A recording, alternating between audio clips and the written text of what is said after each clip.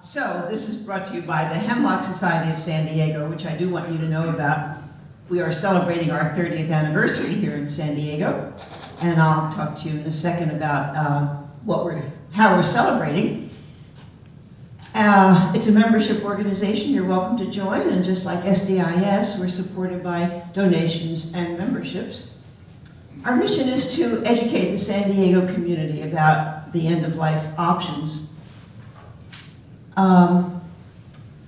We don't believe that suffering is essential at the end of life. There are other ways to go, and we would like to help people achieve a peaceful death through education. We don't provide direct services. So how do we do this? We have free public monthly meetings. We have a Right to Die film series, which is a lot of fun. So every even month, we show a Right to Die film. Can't remember what the next one is, but we'll get to that in a second. We have speakers and panel discussions. So tomorrow, which I'll show you in a minute, and I have a couple of flyers back there, about every 3 years we do a session on what to do with your body. So we're talking about body donations and cremations and burials and that kind of thing tomorrow, 1:30, free. And we have a newsletter for members. That's a copy of it there. And we have a website, which is very informative. We have a Facebook page. We have resources, books. We have a planning packet, videotapes, all sorts of things that are available at our meetings. We have a phone line. We sound like General Motors when you pick up the phone, you know. Press 1 to find out about events. Press 2 to find out about the Hemlock Society. Press 7 if you want to die. No. Actually, that's true. We have a speakers bureau, so we talk anywhere. I've talked to many, many Rotaries and Lions and Elks and all sorts of things. And we have occasional conferences. The next one is coming up November 4th. I'm very anxious to let you know about that one because that's going to be much more informative than what I have to say today because there's not enough time to say it all today. And we also support other Right to Die organizations when we have excess money. This is my friend Fran wearing her Your Life, Your Choice, Your Death shirt.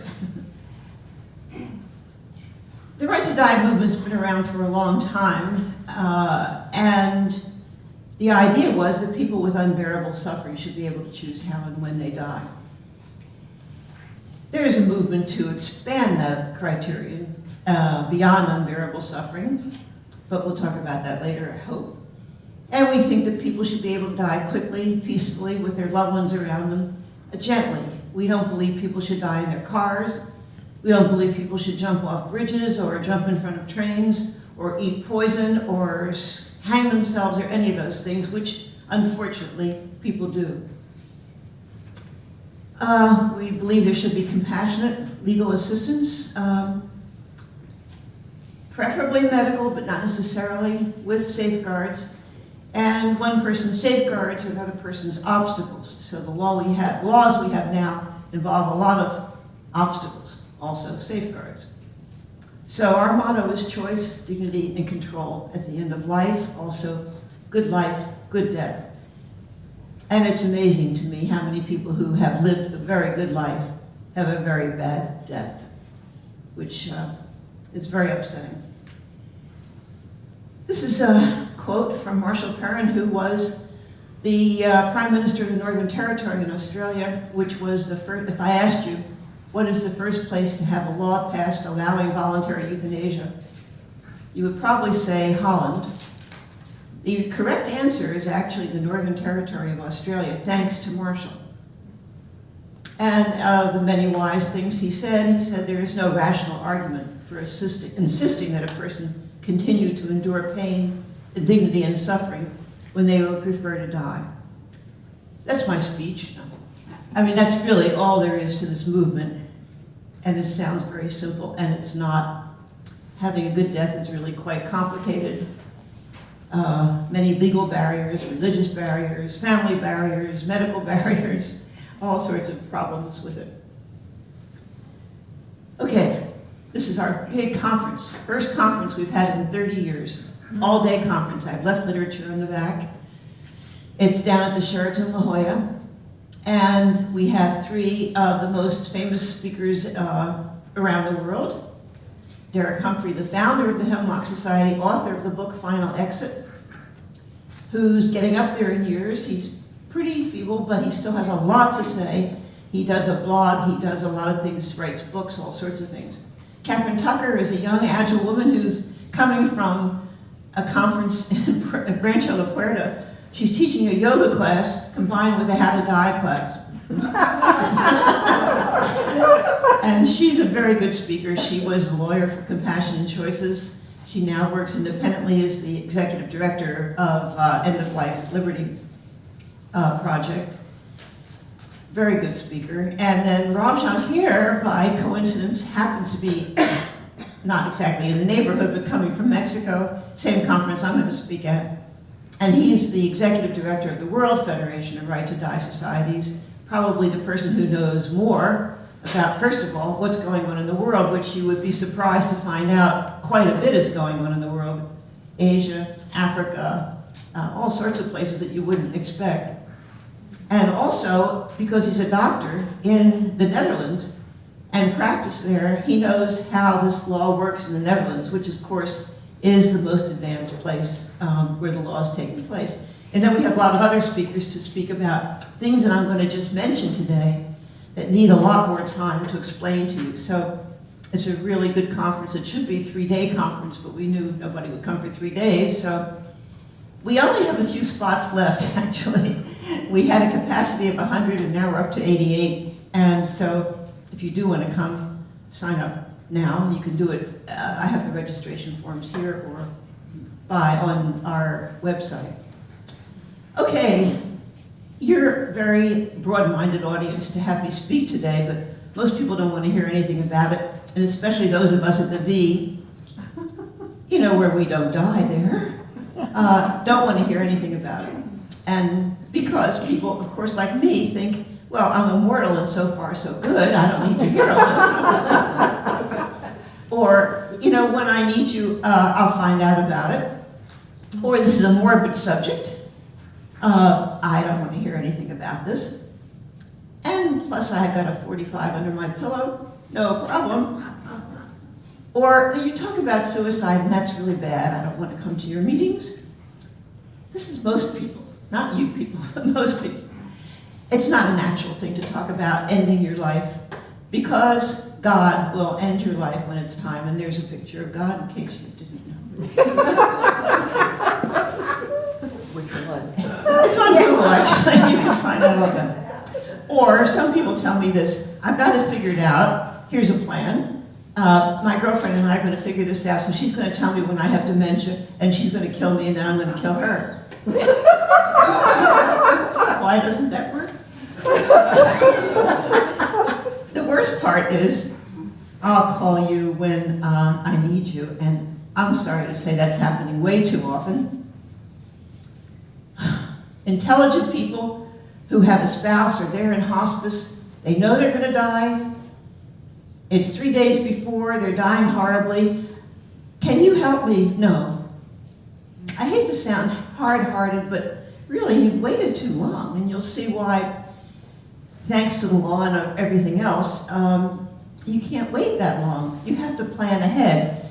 In case you didn't know, we're all going to die here, so it's not too early to figure out what your options are, and maybe by the time you're ready to die, it'll be a lot easier, or maybe not. So at least now know what your options are so you can tell those people that are going to call me, not to bother, please. It's so embarrassing to say, no, I can't help you, but you're Dr. Death. No.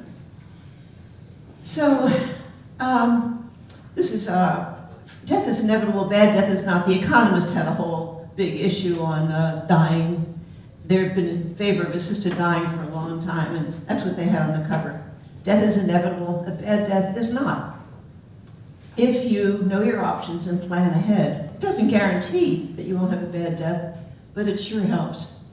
If we have time, I can show you a really bad death, but we don't have to look at that. There are really bad deaths.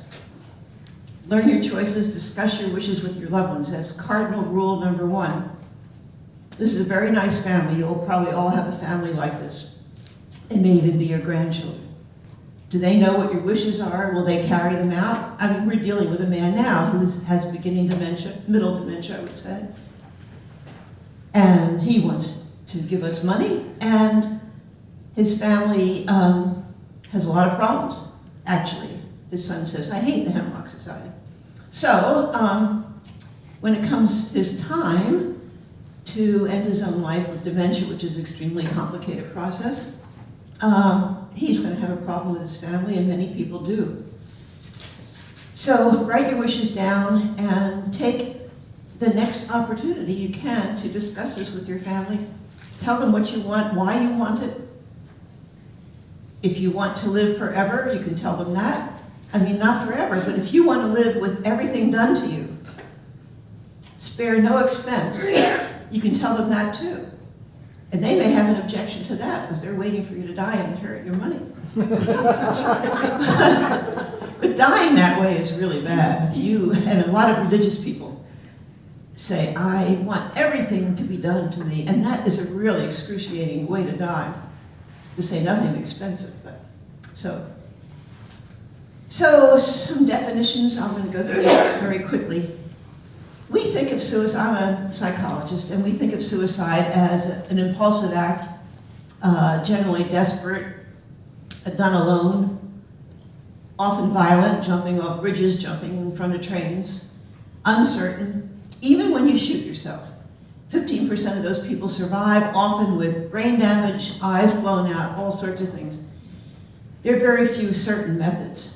And it's legal to commit suicide, so you're welcome to that alternative, but please don't come to the Hemlock Society for help with a bad, violent death. We're not in favor of that. That's why there's a no-gun thing here.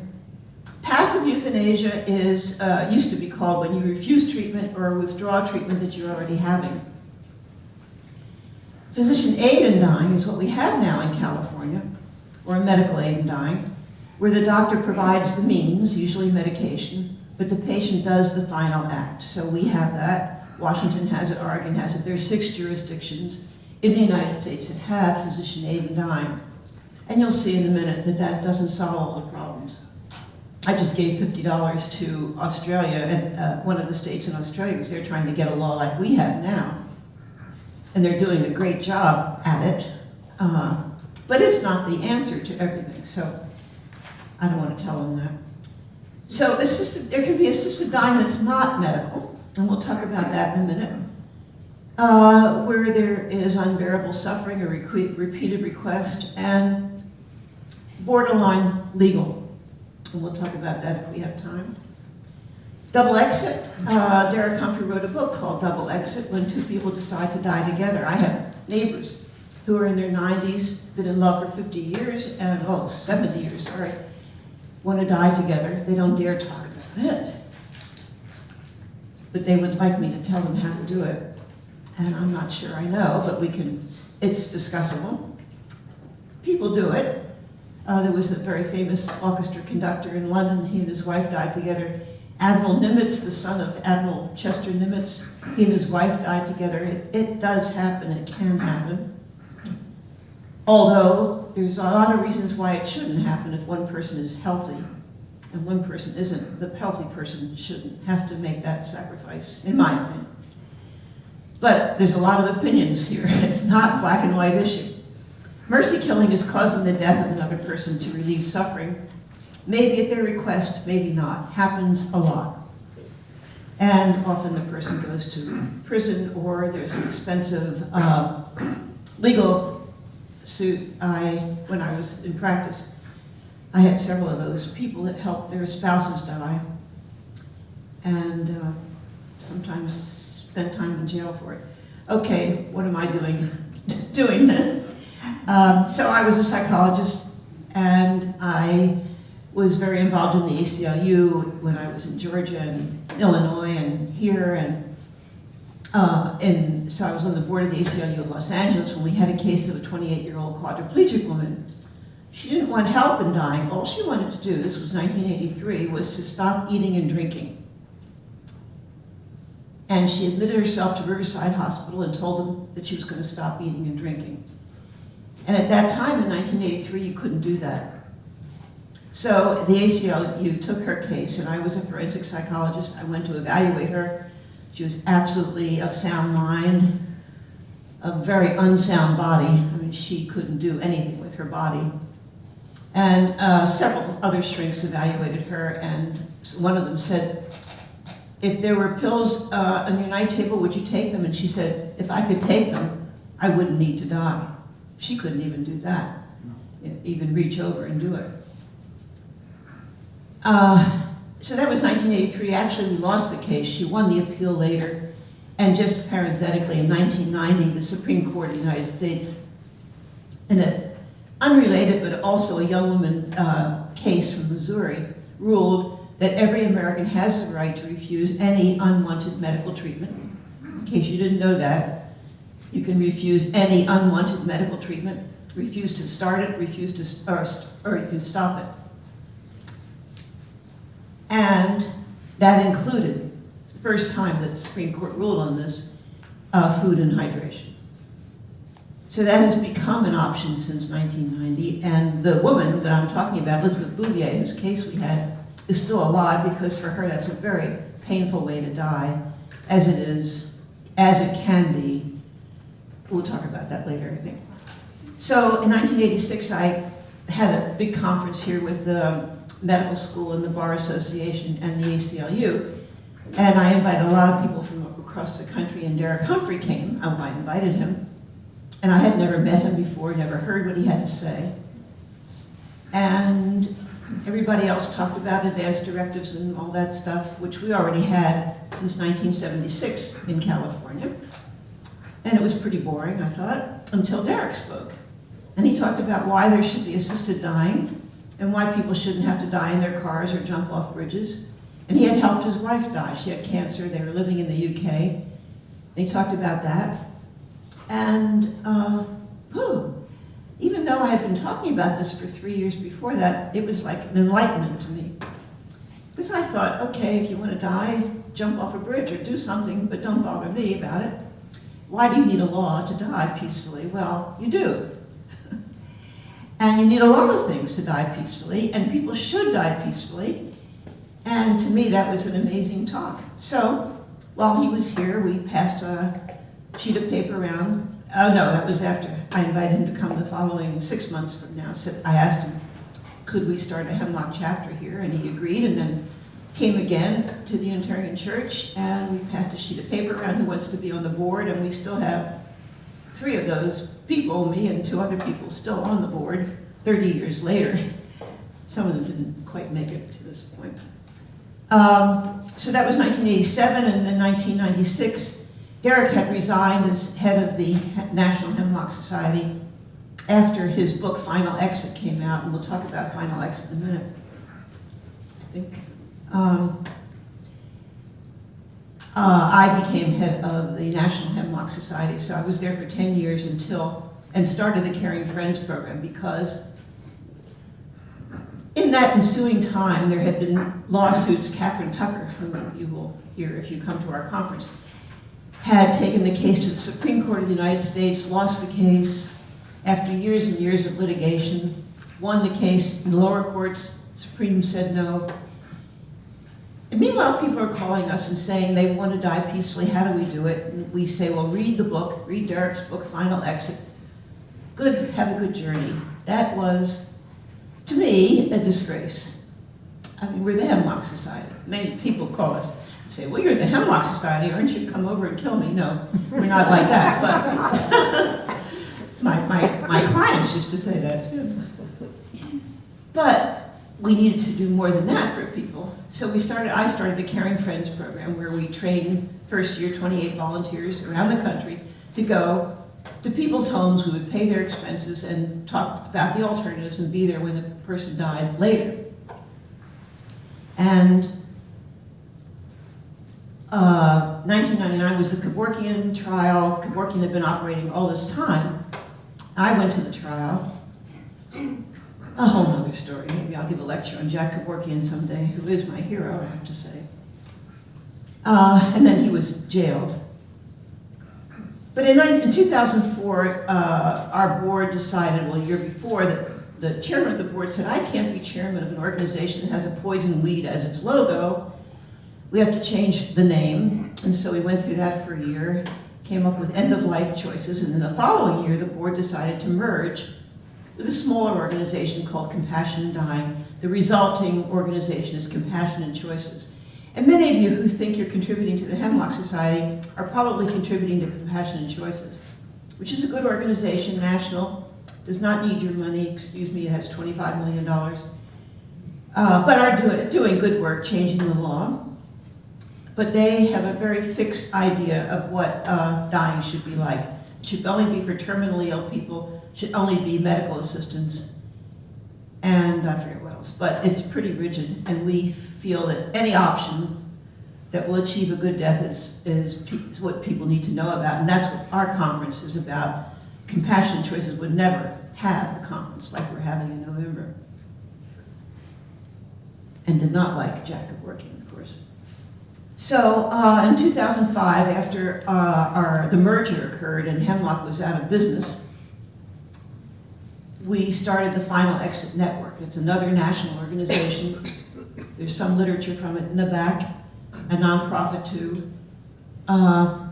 Continuing the work of Caring Friends, that is, volunteers go to people's homes, tell them what their options are. If they want to do that, they are there with them when they die. Great organization, in my humble opinion. And there will be a representative or two from Final Exit Network at our conference. In 2010, I was president of the World Federation of Right to Die Societies, of which I was a board member for a long time. And that's a very interesting group that does contact organizations around the world and keep them going. And I got an award from them, and in 2017 is our 30th birthday. So that's my little history there. And you recognize this guy. Jack Kevorkian, well, he's all dressed up there, so maybe you don't recognize him, not wearing his usual Salvation Army sweater, and that guy is Derek Humphrey. And he'll be here at the conference. Unfortunately, Jack died a few years ago. So that's just to explain, because people say, well, I don't understand these all different organizations, and I contribute to your organization. Well, who do you contribute to? Well, it turns out to be Compassion and Choices, which is over here. Final Exit Network is over here, and we, which we used to be a chapter, and now an autonomous organization, are a local organization, even though we have members all over the globe for some reason. I have no reason, I don't know why, but we're happy to have them. We have members in Alaska and Japan and Indiana. I don't know why that is, but all of our programs are concentrated here. So I think I told you this. Okay. There's a real problem in this world, and that is population explosion. Old people are living longer, fertility rates are declining. There's increasing ways to keep people alive. Within a 10-mile radius of this place are probably 2,000 scientists working on extending your life, for which we are all grateful, of course. But it's also causing a lot of people over 65 to live longer. And the way, I don't know, the way God intended us to die, I'm not sure what that is, but pneumonia's gone, antibiotics solve all infections, you can practically have everything transplanted but your brain, and that's coming soon. So we're going to live a long time. We're going to have things like dementia because the probability increases as you get older. And as consumers, we've gotten to ask for greater autonomy and decision-making when we see a doctor. And now there's a movement actually to figure out your own care and not even listen to what the doctor says if you have cancer or something like that. And medical care is anonymous. I did see something about doctors who will come to your house in La Jolla. Did you see that?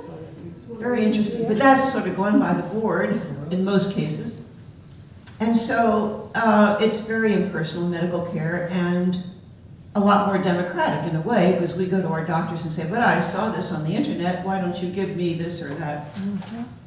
And the role of religion is declining. So there's going to be more and more of demand for more and more choices to die. Oh, I don't think you want to know the downside of getting old. We all know that. Okay, these are the solutions you wanted to know, and they're not what you really were expecting, like take 2 cyanides and call me in the morning.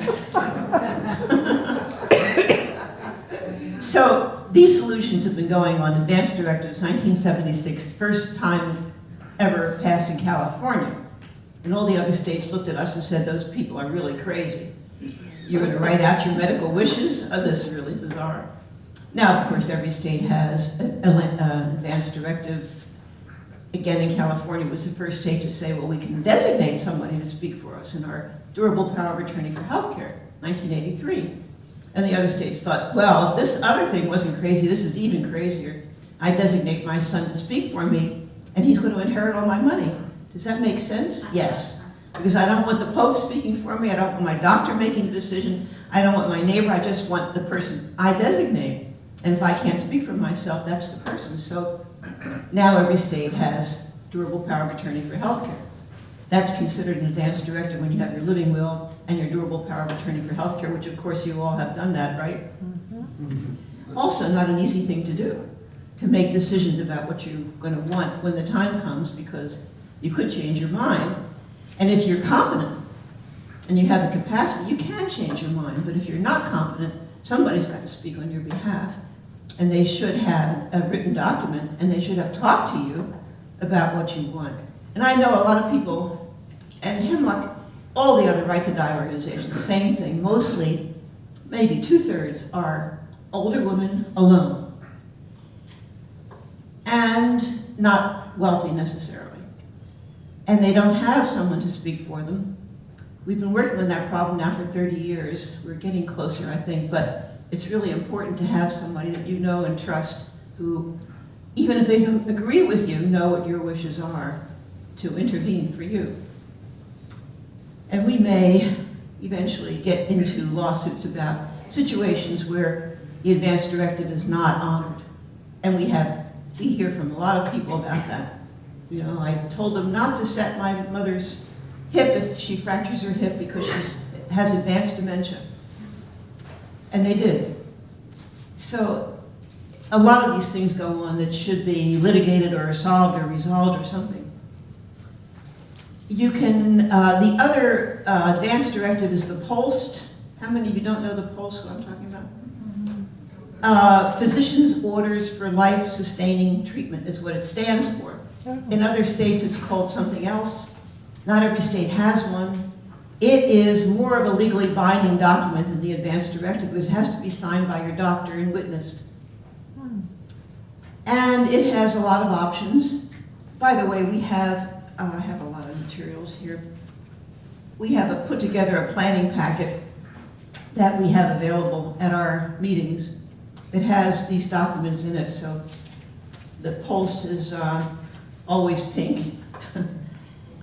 And it's supposed to stick with all of your, every time you move from one place to like a nursing home or something, this is supposed to follow you, and it's supposed to be ironclad, which I'm not so sure that's so true, but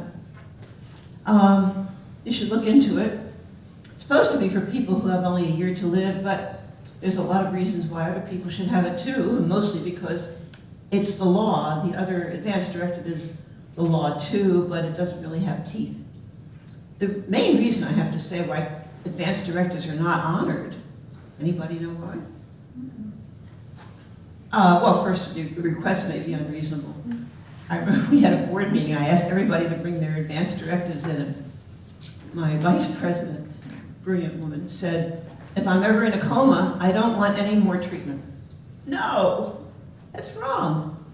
You could be hit by a truck, be in a coma for a few days, survive, eat, drink, but in the meantime, you can't eat by yourself, you can't breathe by yourself, you have to be on tubes. So we had a neurologist come in and speak to a meeting about that. Or the main reason, well, that your request is not reasonable because they can fix you. Or the other reason is your family doesn't agree with your wishes, And they're standing at the bedside, and one of them says, well, I'm her daughter, and I want her to live forever, and you do everything necessary. And the son says, no, she never wanted that, let her go. And the doctor says, forget it, I do everything. And that happens a lot.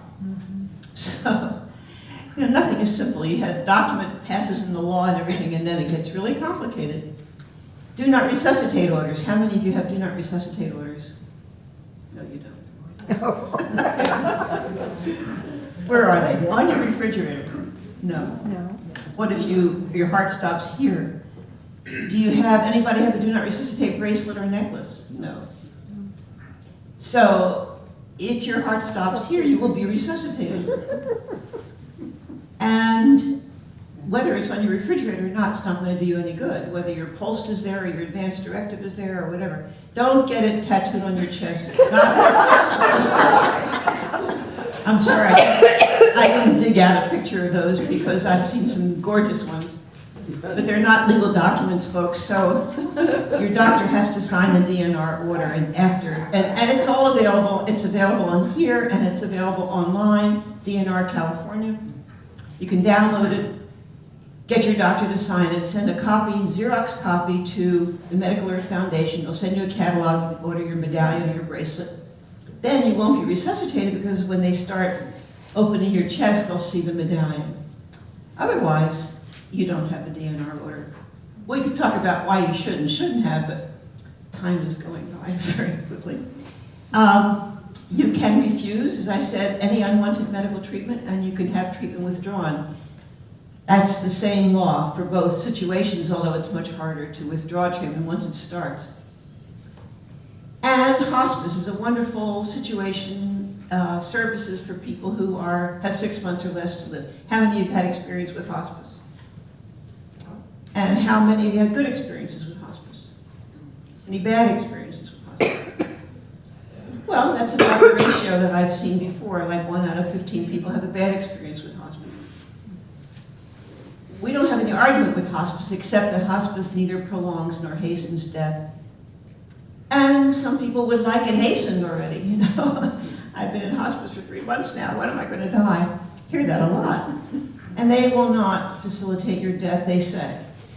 Other people say yes, they will, but officially they won't. We have conducted a survey of all the hospices we can find in San Diego County, which were at that time 21, I think there's more than that, to find out if they will use the physician-assisted dying law that we have, which I'll talk about in a minute, and none of them will. So we have one that might. So you could call a hospice, get a hospice to come over, they will give you very good care, and then you say, well, I know there's assisted dying now in California, would you help me out? No way. So then you have to go find a doctor from somewhere else. It shouldn't be that way, but that's the way it is. So you can stop eating and drinking, and we'll talk about that when, sometime today. And we have books, DVDs, all sorts of things. There are 2 Swiss organizations that you can go to that we know a lot about, that are very good, quite expensive, but they will help you have a peaceful death. And then there's Medical Aid in Dying, which is our new law in California, which I'll talk about sometime. So these are some of the documents. And as I said, if you don't make a decision about your end, then somebody else will, and you may not agree. But to have these documents, you should not be reassured that this is the whole solution. And I have my living will, and so I should die beautifully. No. And nothing is simple in this business. About 10% of us die in our sleep very suddenly, so that's simple. So the goal of this whole right to die thing and these increasingly broadened laws is to have a good death, enhancing control, dignity, and choice. A lot of people say it's the slippery slope, that you keep passing these laws and there's going to be a gas chamber in every corner. That's not how we see it. We see it broadening all the time, individual autonomy and choice. Dementia, oh my gosh, I don't know. We don't need to know about it. We know about that, but that's another lecture entirely. This drawing, this picture I thought was wonderful. We talk to a lot of people with dementia, and if you live in an old folks home like we do, then a lot of people are beginning to lose their marbles, and that's what it must feel like. And you know, you've had experience with that when you're tired or you can't remember something. It feels like half your head is going and you can't operate. It's bad. So we're going to be talking about that a lot in our November conference. So medical aid in dying is called, the first law was in Oregon called the Death with Dignity Law. Ours is called the End of Life Option Law. It's legal now in Washington, Colorado. Oh, I left that out. DC, they're trying to revoke the DC one, very bad. Montana, Vermont. 6 states, and the District of Columbia.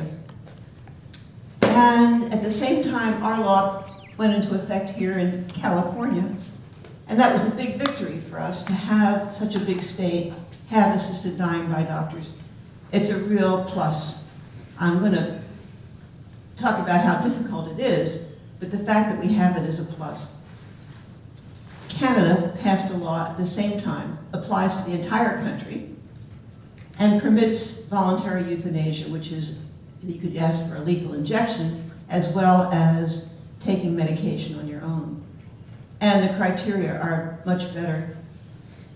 And, you know, if you've had enough Trumpisms or whatever, and you're thinking about going to Canada, it's a good thing to do. You have to be a citizen. They won't just take you there. And our law is not assisted suicide. It says so in the statute, in every law that's been passed, it says this is not assisted suicide for insurance purposes, for death certificate purposes, for any purpose. It's not considered assisted suicide. Our enemies like to call it assisted suicide, but by law it is not. Oregon's now in its 20th year. I'm going to their birthday party. I went to their 5th birthday party. It was like another planet. I mean, the judges were there, the cops were there, the senators were there, the governor, and the former governor was there supporting the law. We have never come to that point in California, but maybe someday. So now they're in their 20th year. This law is not voluntary euthanasia, which is direct injection, so I said it already, okay. I have a lot of data from Oregon. Bottom line is it's used by very few people. It is ingesting medication. The medication doesn't taste good. It's gotten more expensive. And it's not the easiest thing to do, so maybe that's why it's used for. So about a third of the people that qualify to get the medication have it and they don't use it. Maybe because they're reassured that they can take it whenever they want to, or because they've lost the ability to swallow, or because they become demented and they can't remember, like in Still Alice, what that medication is sitting in their cabinet. So that's essentially, so the people, the states that have this have to report to the government about the characteristics of the people that use it. And this was DWDA's Death with Dignity Act. Most patients over 65 or older, about 81%. Most had cancer, 79%. And no referrals to the Oregon Medical Board have ever been made in 20 years, so there's no abuses that we know about, despite the opposition, which there still is. The median time for ingestion, from ingestion to death, is about 25 minutes, but it can vary considerably. It can take a lot longer. So what happens is you ingest the medication, you essentially go to sleep, and you're unconscious, and it has taken up to 12 hours. That's very unusual. But meanwhile, you're asleep. So the family may get desperate to wonder, when are you going to die? But generally, it's about a half an hour. Interestingly, if I asked you, which I don't have time to ask anything, what do you think the major cause of wanting to end your life would be? You, like Jerry Brown, who said, if I were in excruciating pain, I would want this option for myself, would say pain, but it's not the main reason. That's the 5th reason given in Oregon, the 5th or 6th reason in Oregon and Washington and California. It's loss of autonomy, loss of dignity, unable to participate in activities that made life enjoyable, loss of dignity. It's an existential suffering more than physical suffering. More than 90% of the people in Oregon that use the law had hospice, but they have to make a different arrangement. I don't know about Oregon now, but in California you would have to make a different arrangement generally to use, if you're using hospice, to use this law. So in 2015, 106 physicians wrote prescriptions. Now, in our first year in California, it's more like Oregon's first year, where there was maybe 5. Of course, California is much bigger. It's very hard to find a physician to write these prescriptions. No kidding.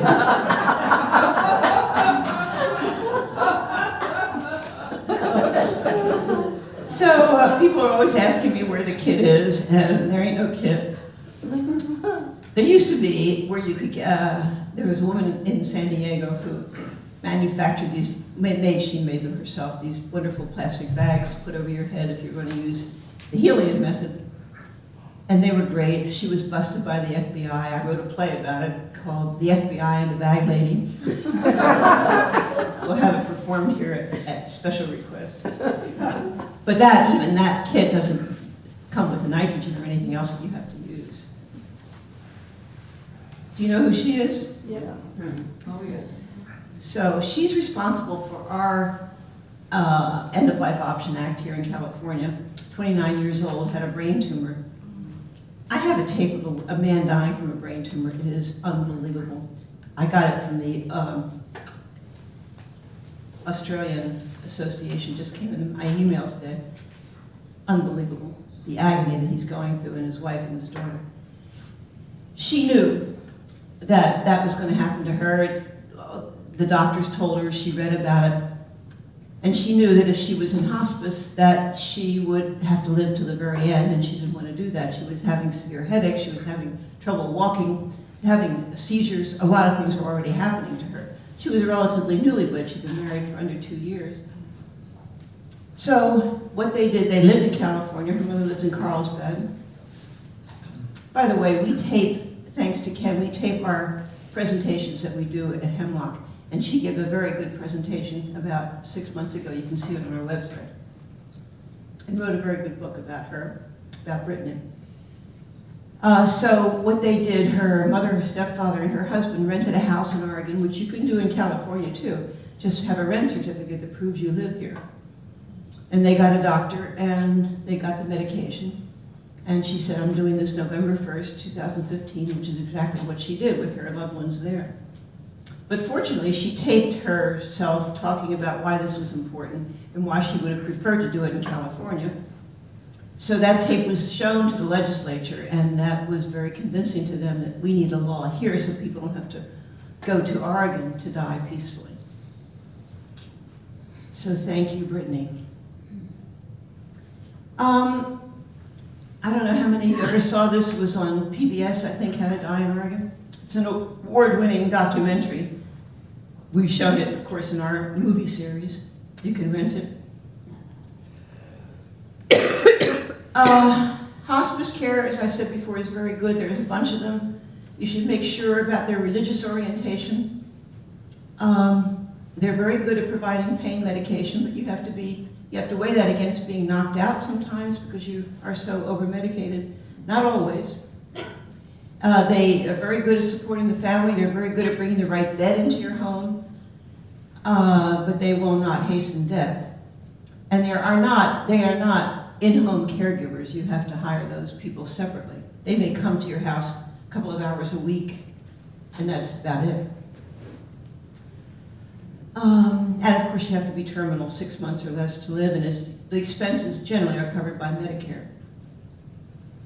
Although I see Scripps has just abandoned their hospice there.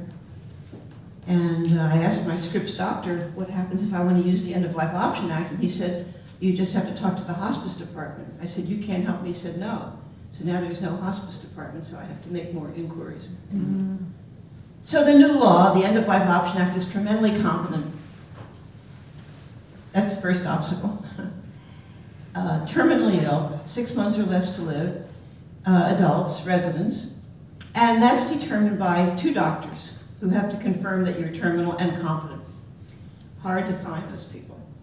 If one doctor says, no, you're being coerced, or you're not in your right mind, or you're depressed, or you're schizophrenic, or whatever, then you may have to have a psyche valve, and you may or may not be found competent.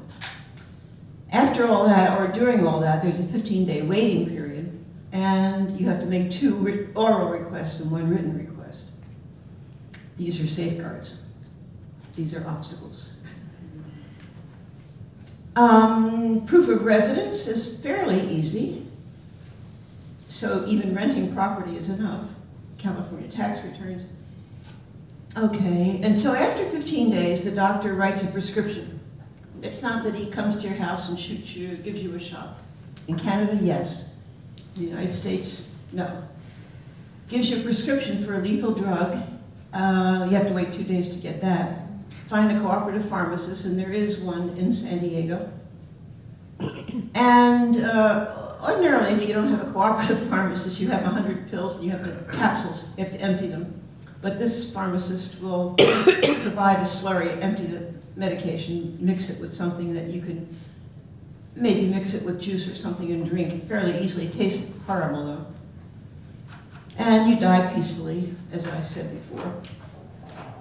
The medication, which should cost $60 if you're a dog, that's what it would cost, is now $3,500 and going up. That's secobarbital. And so another compound has been developed that's supposed to do the same thing, and it's $600. Kaiser has a service that will refer you to a doctor there and also pay for the medication. And maybe in a few years there'll be more like that, but right now you pay. And you have to be able to swallow, which is not always happens, and doctors are hard to find. So this is one possibility, death by chocolate. And it is my life's work to determine the lethal dose of chocolate.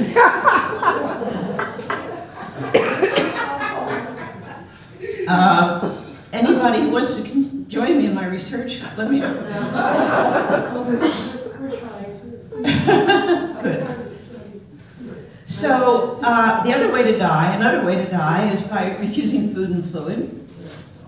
And that can be good or bad, depending on which report you read and how much help you have. It's very good and much better when somebody's very weak, frail, has sort of lost their appetite anyway. From the time you stop drinking, it should take about 2 weeks, sometimes less again if you're weak and frail. Whoever's caring for you must have somebody caring for you. This is not a situation where you decide one day, okay, I'm closing the door, I'm not going to eat and drink anymore. Forget that, because you become very weak, you become incontinent after a while, you can't do anything for yourself, you need a lot of care, so you have to have a caregiver. And that caregiver should agree with what you're doing. I can imagine a kid being your caregiver and saying, okay, Mom, I'll go along with this, but then after 5 days when you see Mom is shrinking up and drying up and says, okay, Mom, that's enough, I'm taking you to the hospital, and they rehydrate you, and that's the end of that attempt. Hospice sometimes provides care for their patients who decide to stop eating and drinking, because when you do that, then you have less than 6 months to live, so you should be able to meet the criteria. And you have to have some kind of medical or nursing care because you need medication for pain, for anxiety, for whatever's going on. And whoever's taking care of you should know the oral hygiene methods to keep your mouth moist. And sometimes it's painless and peaceful, and you lapse in and out of consciousness. So I don't know. It would not be my cup of tea, but it does work, and it is an alternative to all these other things. This law, the End of Life Option Act, does not cover, of course, dementia. If you're not physically or mentally capable of using the law, it doesn't cover it. It doesn't cover illnesses like ALS or dementia, or things that go on and on and on and on that are not terminal. It does not cover people who can't swallow. It does not cover people who are tired of living in old age, although there's some effort to do that now in Europe. And Final Exit Network can provide support in those categories. As I said, I have some literature from Final Exit Network back there. You have to be mentally competent, but you don't have to be able to swallow, and you don't have to be terminal. So check that out if you're interested. The End-of-Life Option Act is entirely voluntary, for better or worse. Your doctor can refuse, your hospital can refuse to participate in it. Your hospice, your pharmacist, anybody can say no thank you, and they're very good at that. We provide information. Press 7 and you'll get information on how to use the End-of-Life Option Act. So Final Exit Network will provide information and support to people who are not eligible for the Act, and that is most states, people in most states.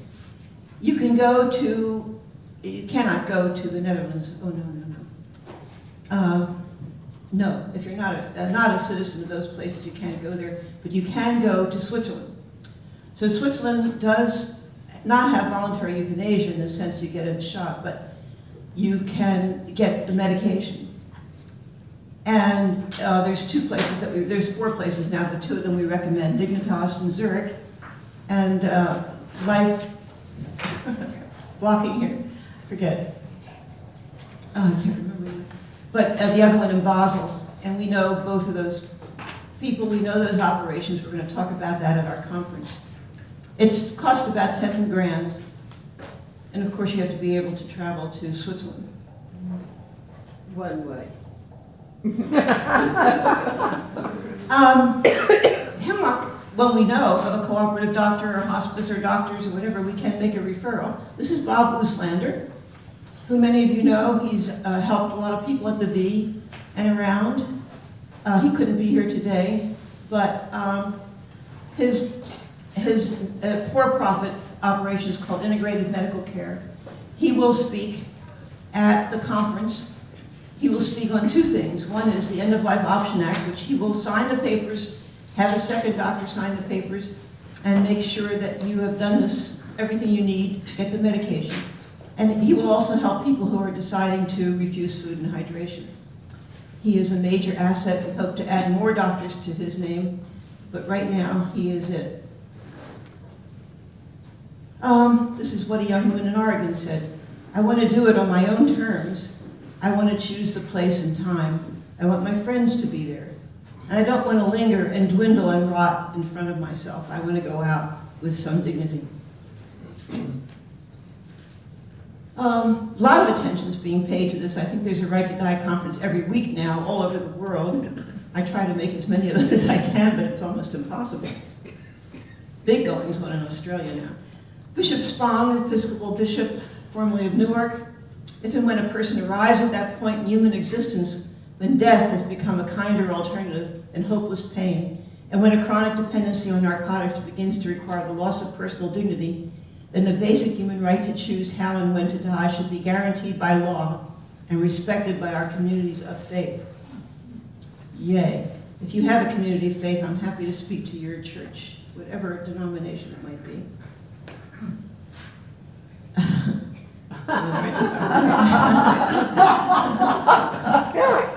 Most of us have that. If we had a lot of time, which we don't, there are lots of interesting issues. Should we have euthanasia instead, in addition to physician aid in dying? I would say yes. Probably will never happen here. Canada has it. Should non-competent people have the right to die? Very complex question. We have been discussing that in our meetings, and we have an advanced directive for dementia that we have in here that might help, and there are ways, and Final Exit Network will work with you if you have early dementia and can still do it yourself. It's a really serious problem. In the Netherlands and Belgium, children can make a decision with parental consent to have euthanasia, and many of them do because their treatments, on and on and on, have become unbearable for them. People with psychiatric problems, long-term psychiatric problems, schizophrenia, depression, have chosen this way, and now it's acceptable in Holland. We're not so sure a doctor is needed. The Final Exit Network model does not require a doctor, so that's something else to talk about.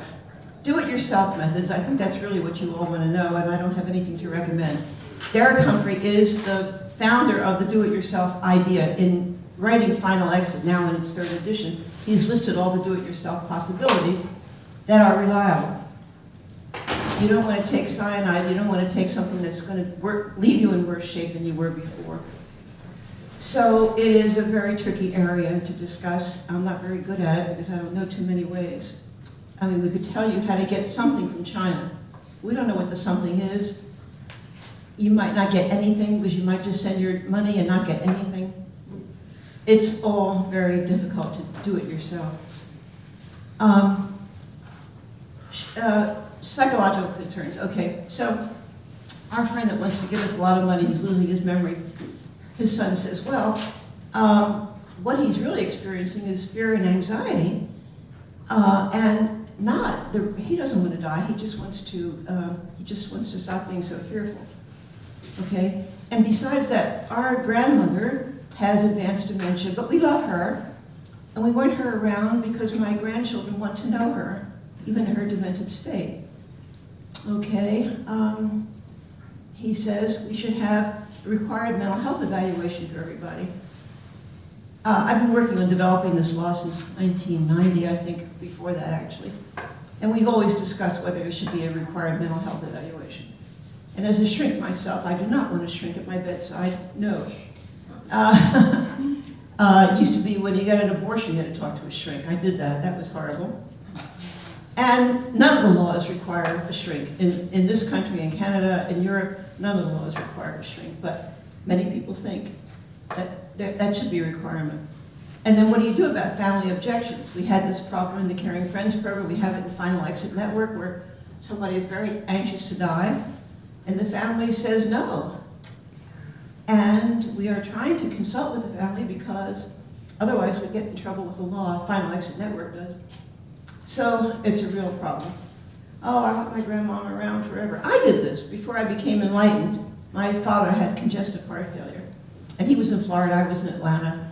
They kept calling, the hospital kept calling, your father's here again, what do you want us to do? Oh, simple, he's my father, I love him, so do everything. And I tortured the man, you know, it was horrible. And that's what people do out of love and guilt and whatever responsibility. They want everything done for their loved one, even though the loved one would probably not prefer that. So, a lot of problems here. So you should talk to your loved ones about your wishes. Number one priority. And write them down. Talk to your doctor about his or her willingness to provide assistance through the End-of-Life Option Act. And if they don't know what the End-of-Life Option Act, we have doctors who will talk to them. Join and support a Right to Die organization because in numbers there is strength. And then you can contact us for information about using the law.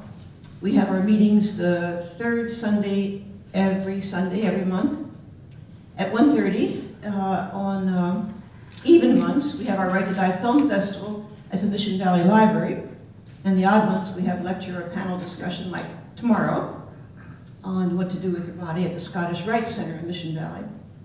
You get a free newsletter if you join, and that's how you can call us. So this is what's happening tomorrow, and there's a few flyers up there that describe this. And this is another meeting we had in a newsletter. And this is our next film thing in October. You're Not You, about a woman with ALS.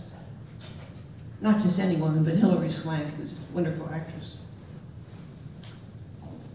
Well, we don't think, well, forget, I've already made my recommendations, but, so. I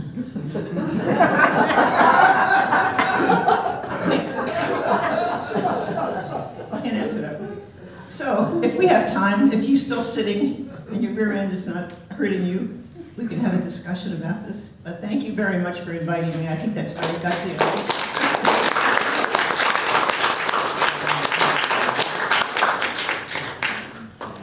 So, let's